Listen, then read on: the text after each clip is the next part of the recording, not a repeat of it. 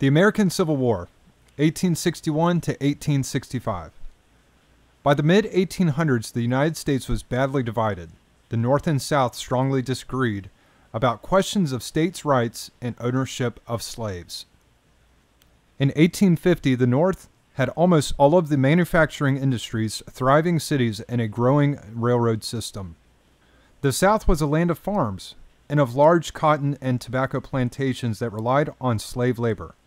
Slavery had long been banned in the northern states. This division caused hostility between North and South. The Kansas-Nebraska Act, 1854, gave new states the right to choose whether or not they allowed slavery.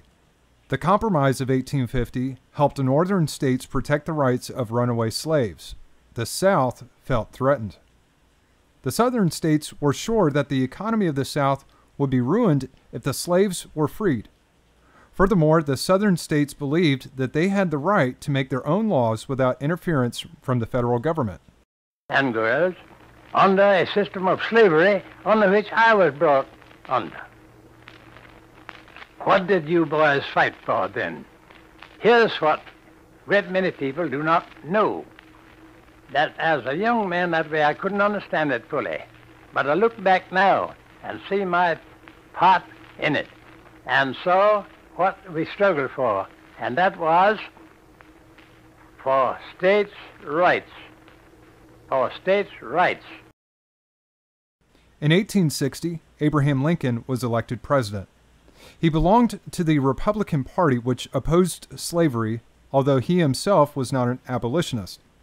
Many southern states refused to live under such a government, and led by Jefferson Davis, they announced in December 1860 that they were seceding from the Union and forming the Confederate States of America. The United States government declared that they had no right to do this. The North, which was the Union, made up of 23 states, had more men, more money, and more industry than the South. The North also controlled the Navy and started a naval blockade that prevented the South from receiving help or supplies from abroad. The 11 states of the South, the Confederacy, were much weaker, but they had the benefit of good generals and a great fighting spirit. Civil War broke out on April 12, 1861, when the forces of the South opened fire on Fort Sumter in South Carolina. The Confederates won a number of victories early in the war. The South won the first battles in 1861, including Fredericksburg and Chancellorsville, but the turning point in the struggle came in July 1863, when the North won the biggest battle of the war at Gettysburg. The Union forces under the command of General George Meade stopped an invasion of the North by General Robert E. Lee's Confederate Army. Each side had over 20,000 soldiers killed or wounded. The end of the Civil War, 1865.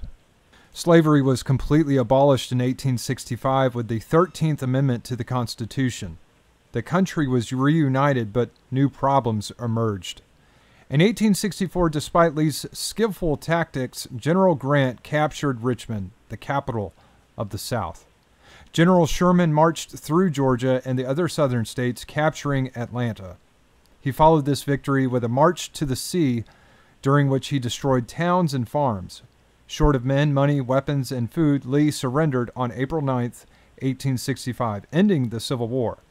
More than 600,000 soldiers had died, many from diseases such as typhoid and dysentery. 5 days later, Abraham Lincoln was assassinated. The Civil War settled two important questions. First, it confirmed that the United States of America was a single nation and that no state had the right to break away. Second, it brought slavery in the southern states to an end. After the Civil War, arguments raged over how the South should be reconstructed. Ideas included the opening of schools and the building of railroads. Abraham Lincoln's successor, Andrew Johnson, a Democrat, wanted better conditions for black Americans. The Republicans wanted a harsher policy, and it was they who won the argument in the end. The people of the South resisted most aspects of Reconstruction. Many former slaves who had fought in the Union side returned home expecting more freedom in the South.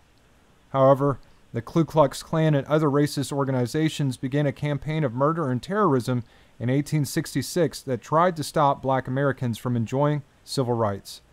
Northern troops withdrew, Reconstruction ended, and the Democrats took over the South.